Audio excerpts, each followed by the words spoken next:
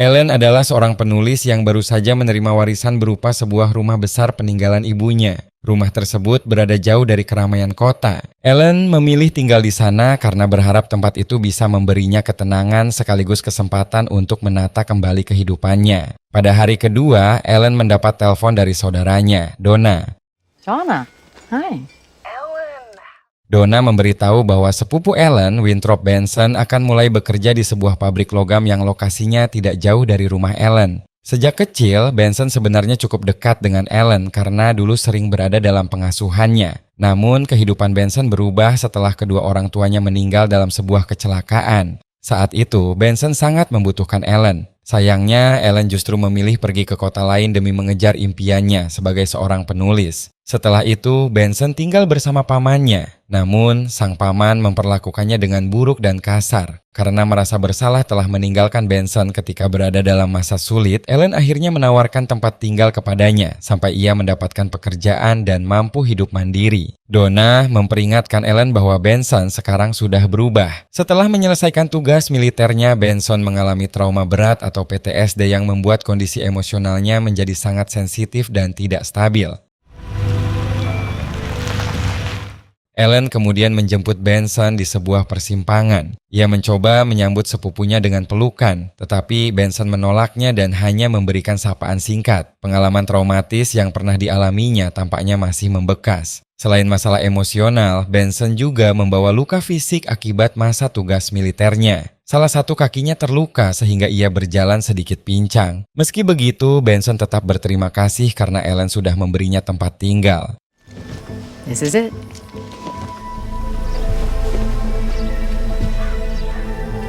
Look, that's us.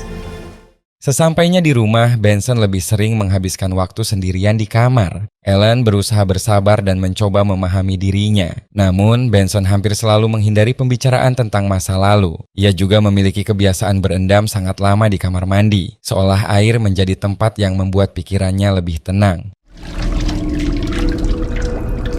Yang lebih mengkhawatirkan, hampir setiap malam Benson kesulitan tidur dan keluar rumah sendirian tanpa memberitahu Ellen. Ia kemudian menghilang di tengah kegelapan malam.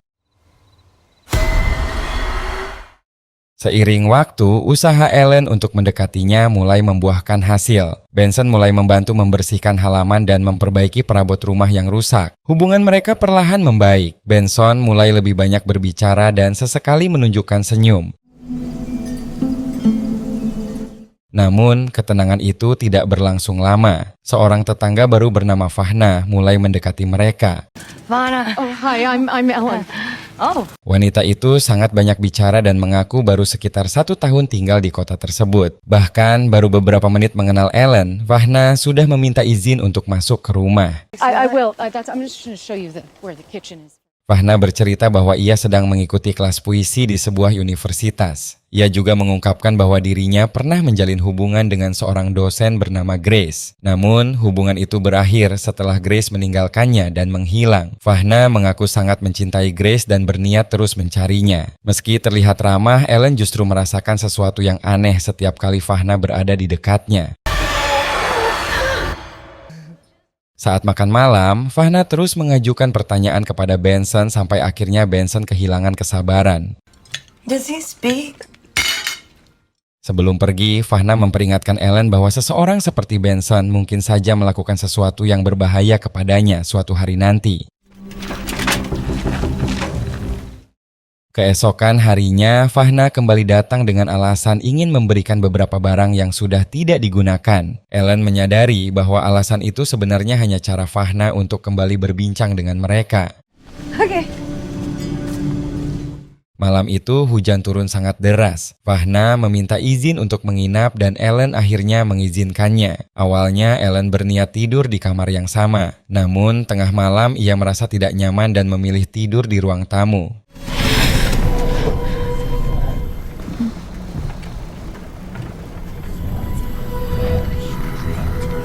Ketika Ellen tertidur, Fahna berdiri diam di depan pintu dengan tatapan kosong tanpa bergerak sedikit pun.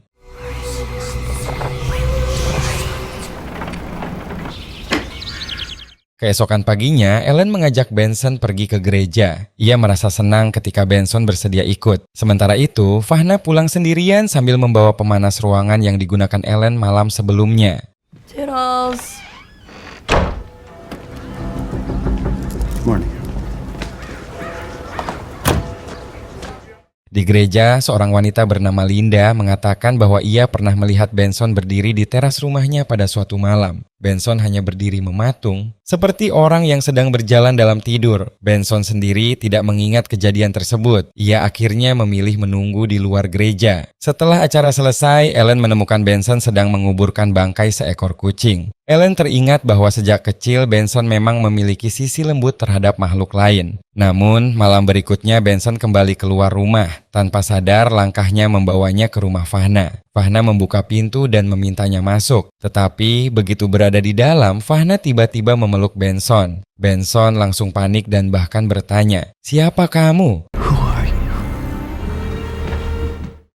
Setelah kejadian itu, kondisi Benson memburuk. Ia mengalami demam tinggi dan terus menggigil. Ellen teringat bahwa pemanas ruangan mereka masih berada di rumah Fahna. Ia pergi ke sana untuk mengambilnya. Namun, saat tiba, Ellen justru menemukan Fahna telah meninggal dunia.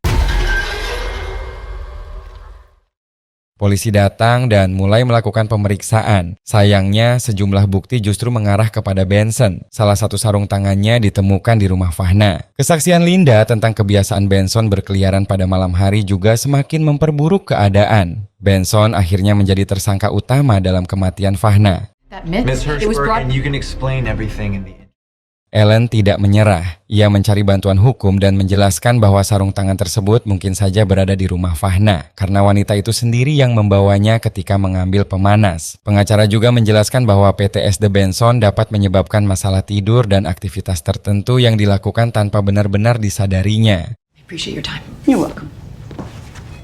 Namun, berada di dalam tahanan justru membuat kondisi Benson semakin tidak stabil.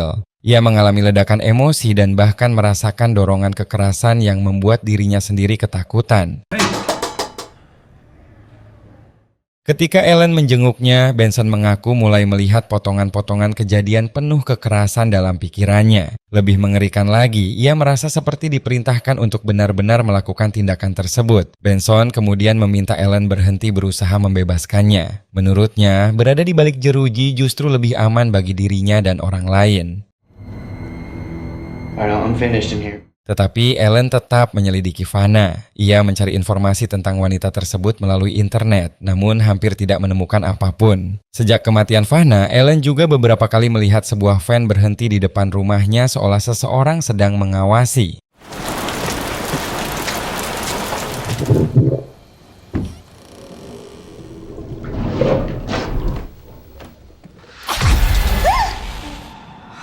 Ellen akhirnya mendatangi rumah Fahna dan menemukan sebuah catatan yang berisi rencana kekerasan. Dari catatan itu, terungkap bahwa Fahna berniat membunuh Grace karena sakit hati setelah ditinggalkan. On my face?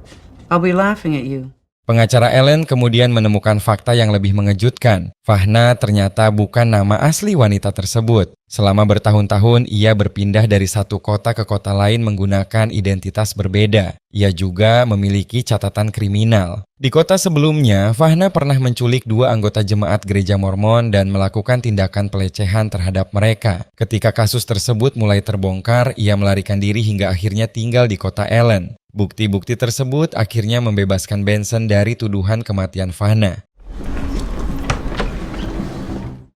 Namun, masalah Benson belum selesai. Suatu malam, ia meminta tidur satu ranjang dengan Ellen. Ketika ditolak, perilakunya menjadi semakin tidak terkendali. Ia mengecat kukunya dengan warna hitam sambil berteriak dan mengeluarkan kata-kata kasar.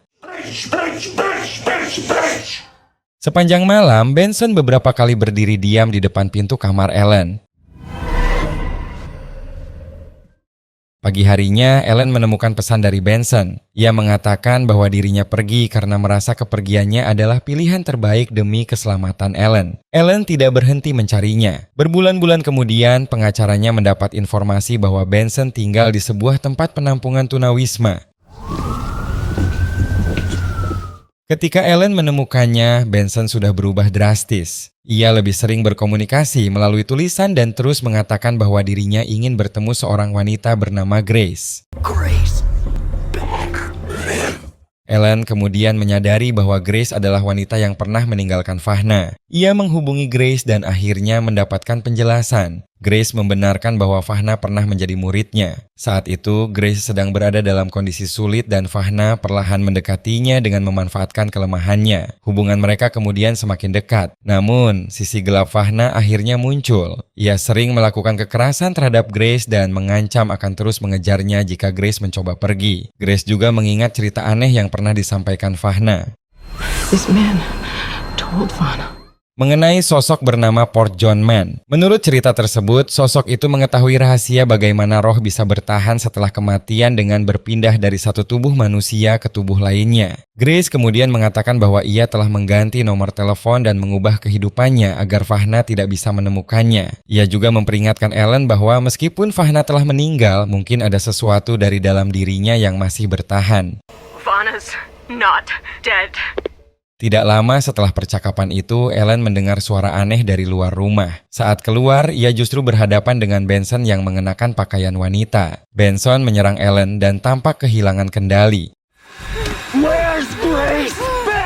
Sebelum ia mencederai Ellen lebih jauh, beberapa orang asing datang dan menghentikannya.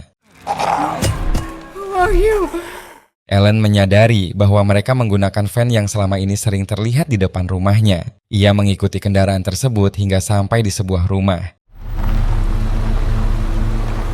Di sana, James dan Kevin sudah menunggunya. Mereka kemudian memperkenalkan Caldwell dan Dr. Emily. Ternyata mereka adalah para pastor dari sejumlah gereja yang selama bertahun-tahun meneliti kasus kerasukan iblis. Mereka selama ini berusaha menemukan Fahna. Setelah mengetahui kematiannya, mereka menyimpulkan bahwa entitas yang berada di dalam tubuh Fahna kemungkinan telah berpindah ke tubuh Benson. Itulah sebabnya perilaku Benson mulai menyerupai Fahna. Menurut penelitian mereka, entitas tersebut telah berpindah dari satu tubuh manusia ke tubuh lainnya selama bertahun-tahun. Entitas itu juga cenderung memilih orang-orang yang memiliki trauma berat. Fahna pernah mengalami kekerasan ketika kecil, sementara Benson mengalami trauma setelah kehilangan keluarganya dan kemudian diperparah oleh PTSD akibat tugas militernya. Para pastor percaya bahwa trauma berat dapat memengaruhi sistem saraf dan menciptakan celah bagi entitas tersebut untuk masuk serta mengambil alih tubuh seseorang. Namun, mereka juga menemukan cara untuk menghentikan perpindahan itu. Caldwell membuka sebuah kitab kuno yang berisi catatan tentang sesuatu bernama lockbox. Lockbox dipercaya mampu menahan entitas tersebut di dalam tubuh manusia sehingga tidak dapat berpindah kepada korban berikutnya. Yang lebih mengejutkan, lockbox bukanlah sebuah benda.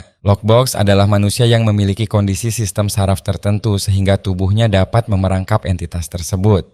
Force inside him moved into another.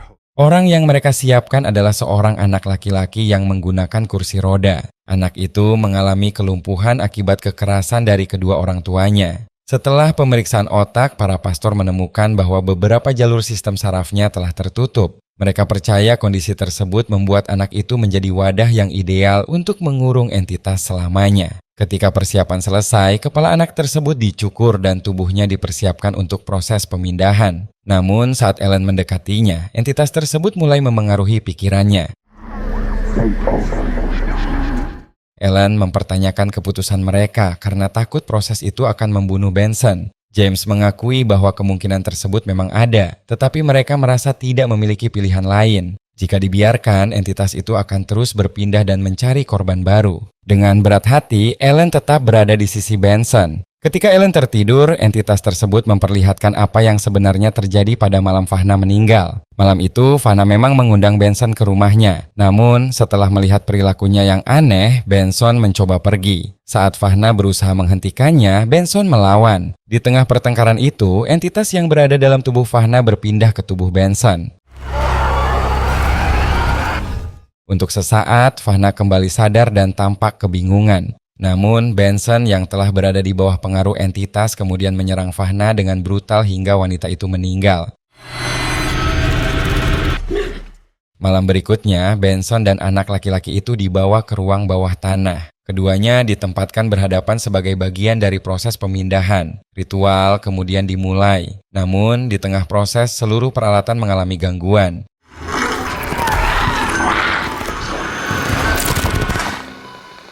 Kamera kehilangan sinyal sehingga tidak ada yang bisa mengetahui apa yang terjadi di dalam ruangan. Karena khawatir terhadap Benson, Ellen masuk ke ruang bawah tanah dan mengunci dirinya di dalam. Tidak lama kemudian, ledakan besar terjadi.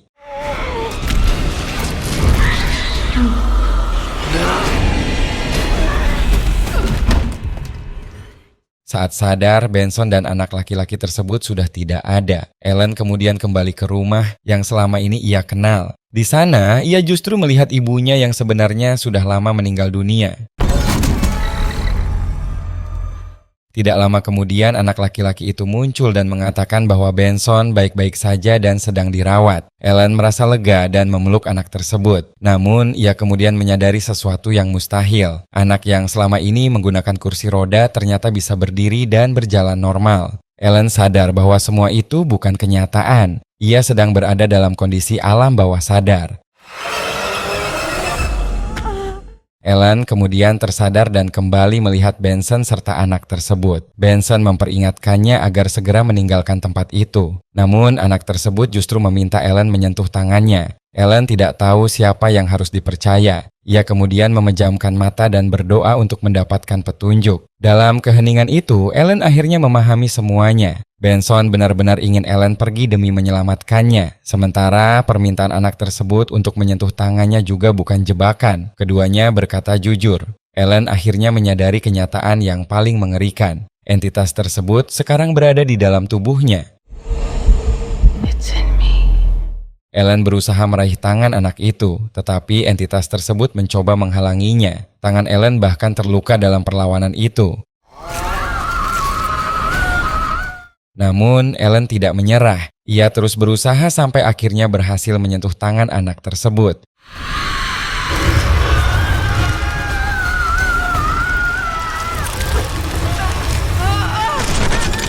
Saat itulah perpindahan terjadi. Entitas yang selama ini menghantui mereka akhirnya meninggalkan tubuh Ellen dan berpindah ke tubuh anak laki-laki tersebut. Dengan demikian, rangkaian teror yang selama ini menghancurkan kehidupan mereka akhirnya berakhir. Ellen kemudian berterima kasih kepada James karena telah membantu menyelamatkan Benson. Ia juga bersedia memberikan kesaksian mengenai penelitian dan berbagai kejadian yang telah mereka selidiki. Benson merasa sangat berutang budi kepada Ellen. Ia sadar bahwa tanpa keberanian sepupunya, mungkin dirinya akan selamanya menjadi tempat bersemayam bagi entitas tersebut. Beberapa bulan kemudian, Ellen menerima sebuah paket dari Benson. Di dalamnya terdapat sebuah patung malaikat. Benda itu memiliki arti khusus bagi Benson karena mengingatkannya kepada Ellen, orang yang telah mempertaruhkan segalanya demi menyelamatkan dirinya. Kini, kehidupan Benson perlahan kembali normal. Ia sudah mendapatkan pekerjaan di pabrik logam dan memiliki tempat tinggal baru. Ia juga berharap Ellen mau sesekali datang mengunjunginya. Winthrop.